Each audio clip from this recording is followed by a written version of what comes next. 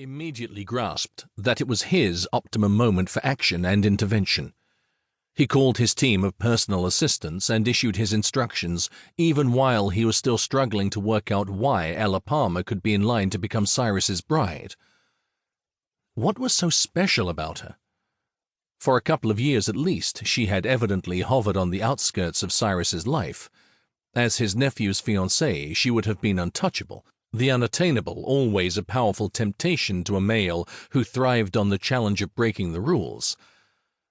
Now she was alone and unprotected, and Cyrus appeared to be playing a waiting game. However, it was equally possible that Ella was eager to marry Cyrus, because although he was old enough to be her father, he was also a prominent and wealthy businessman. But what, other than innocence, could be attracting Cyrus? Ella Palmer had neither money nor connections to offer.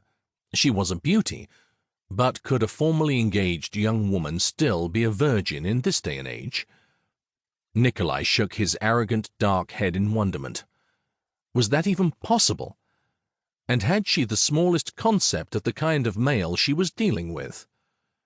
A man who was excited by sexual violence, and who, given the opportunity, would cause her irreparable harm. Would she consider a wedding ring adequate compensation for brutal mistreatment? Whatever. Nikolai's objective was to take her off Cyrus. Cyrus was a dangerous man, and Nikolai knew exactly how addicted he was to the seamier side of life. By utilizing bribery, intimidation, and hush money, Cyrus had so far contrived to escape justice. Nikolai had long been forced to pursue a more subtle form of revenge. Being both extremely rich and extremely clever, Nikolai had tracked his quarry's every move in the business world and had regularly snatched lucrative deals from right under Cyrus's nose. That had been easy because Cyrus was better at making enemies than keeping friends and making connections. But it wasn't nearly as satisfying as striking out at Cyrus on a more personal level would be. Losing Ella Palmer, seeing her choose his greatest rival over him, would really hit Cyrus hard where it hurt, and anything that caused Cyrus pain made Nikolai happy. As for how his actions would affect Ella Palmer and her family, Nikolai ruminated darkly. Did he really care? They would simply be collateral damage in Nikolai's battle, but at the same time, her family would be freed from crippling debt while Ella would be protected from Cyrus. Nikolai's burning desire for revenge was fueled by ruthless resolution and by the knowledge that all Cyrus's victims had been cruelly denied justice. Yet there was also a weird personal feel to the challenge that made his teeth grit because, try as he did to stay cool and in control and essentially uninvolved, unholy rage gripped Nikolai at the thought of Cyrus getting his slimy hands on Ella and hurting her. "It's bad, Ella," Grandma said heavily. "How bad?" Ella prompted, dry-mouthed. George Palmer, Ella's father and Grandma's son, sighed heavily. "I'm a terrible failure of a man when it comes to my family. I've lost everything." "The business, yes.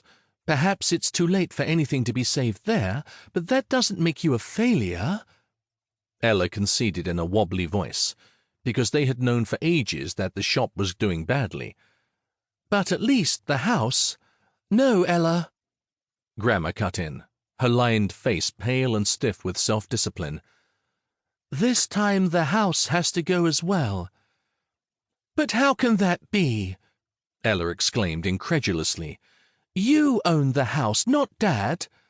"My divorce from Joy took half the business," the older man reminded her. "And the house was the only asset we had left. Your father couldn't get the business loan he needed to pay off Joy without backing it up with the house." Ella's grandmother, Grandma, a petite white-haired lady in her 70s, told her tightly. "So we put the house on the line and hoped for the best." "Oh, my goodness," Ella gasped, after carefully searching for a word that would not make her grandmother flinch. Thinking of her stepmother, the volatile Joy, Ella tried to reflect on the reality that since the divorce, her